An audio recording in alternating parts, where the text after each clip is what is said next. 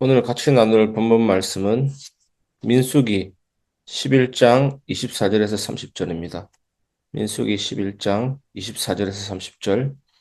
모세가 나가서 여호와의 말씀을 백성에게 알리고 백성의 장로 70인을 모아 장막에 둘러 세우매 여호와께서 구름 가운데 강림하사 모세에게 말씀하시고 그에게 임한 영을 70장로에게도 임하게 하시니 영이 임하신 뒤에 그들이 예언을 하다가 다시는 하지 아니하였더라. 그 기명된 자 중 엘다시라 하는 자와 메다시라 하는 자 두 사람이 진영에 머물고 장막에 나아가지 아니하였으나 그들에게도 영이 임하였으므로 진영에서 예언한지라. 한 소년이 달려와서 모세에게 전하여 이르되 엘닷과 메다시 진중에서 예언하나이다 하매 택한 자 중 한 사람 곧 모세를 섬기는 눈의 아들 여호수아가 말하여 이르되 내 주 모세여 그들을 말리소서. 모세가 그에게 이르되 네가 나를 두고 시기하느냐 여호와께서 그의 영을 그의 모든 백성에게 주사 다 선지자가 되게 하시기를 원하노라. 모세와 이스라엘 장로들이 진중으로 돌아왔더라. 아멘. 성령은 공동체에 임하시는 하나님입니다. 라는 제목으로 말씀을 같이 나누겠습니다. 사람들은 가끔 이렇게 생각할 수도 있습니다. 하나님은 특별한 사람에게만 역사하신다. 그래서 우리는 은혜도 사역도 능력도 몇 사람에게 집중된 것처럼 생각합니다. 그런데 오늘 본문은 그 생각을 완전히 깨뜨립니다. 하나님은 모세 한 사람에게만 머물러 계신 분이 아니라 공동체 전체에 임하시는 하나님이십니다. 첫 번째 같이 살펴볼 것은 하나님은 각자에게 임하여 공동체를 세우십니다. 24절에서 25절. 모세는 하나님의 말씀을 따라 장로 70명을 모아 장막 주위에 세웁니다.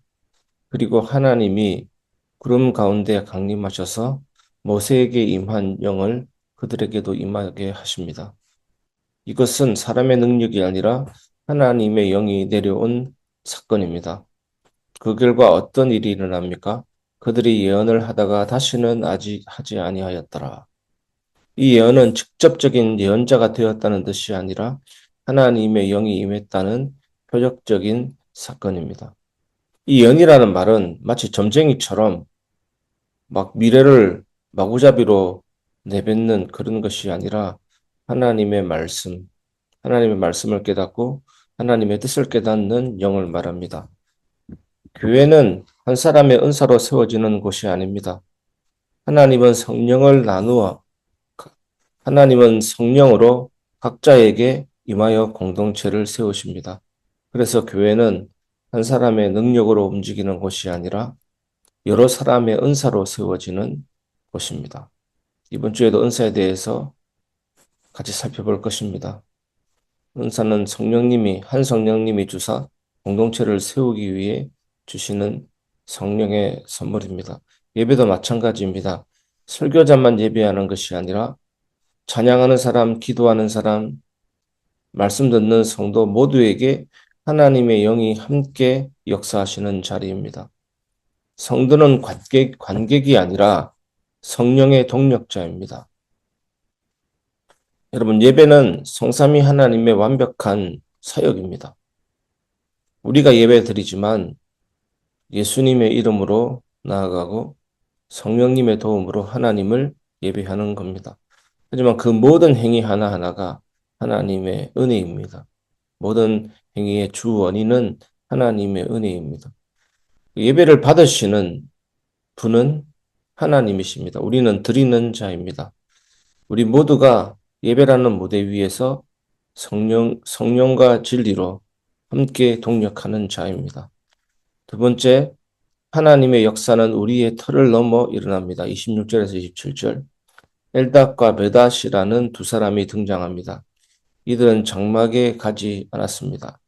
그런데 놀라운 일이 일어납니다. 그들에게도 동일하게 성령이 임합니다. 그리고 진영 안에서 예언합니다. 모이지 않고 진영 안에 있었는데 진영 안에서 예언합니다. 사람들이 놀랍니다. 한 소년이 달려와 보고합니다.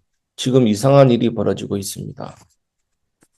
이 장면이 중요한 이유는 이것입니다. 하나님의 역사는 사람이 정해놓은 자리, 시스템, 틀을 넘어서 일어납니다. 그러나 하나님은 우리의 틀 안에 갇혀 있지 않습니다.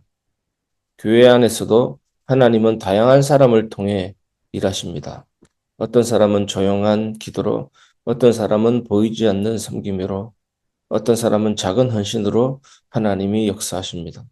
이 모든 것들 하나님이 하시는 일입니다. 그래서 우리는 교회 안에서 이렇게 말해야 됩니다. 저 사람도 하나님이 쓰시는 사람이다. 결코 자랑할 것이 없습니다.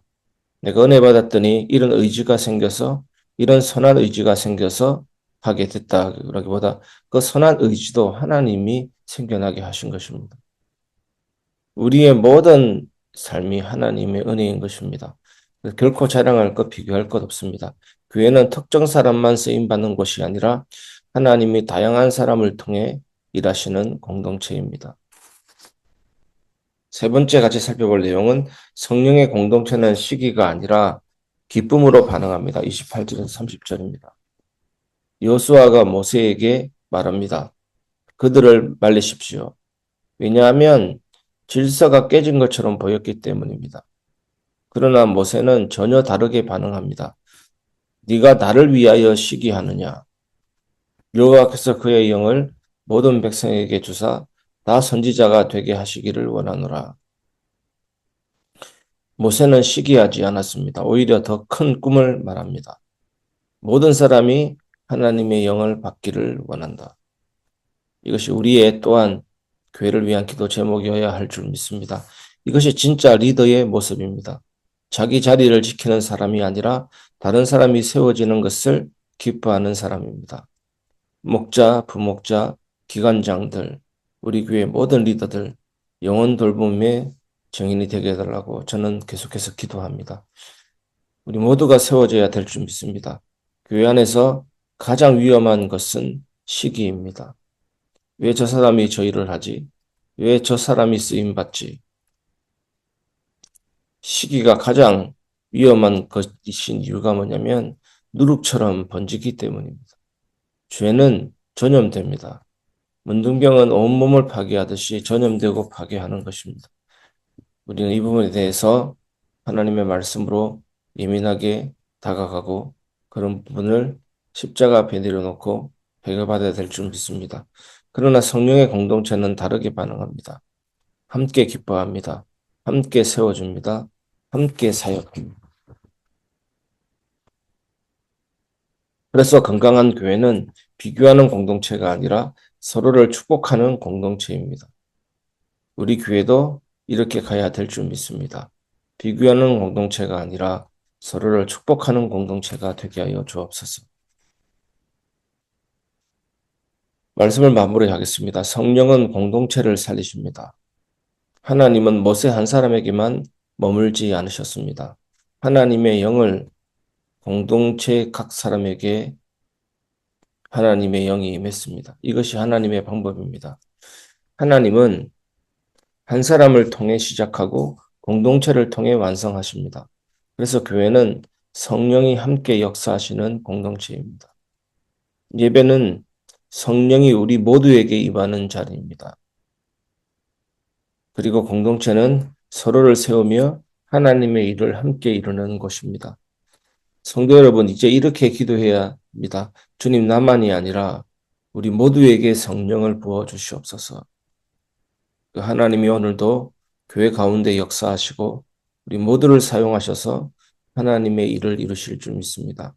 오늘도 하나님의 영광을 위해 일어서는 여러분 되시기를 주 예수님의 이름으로 축복합니다.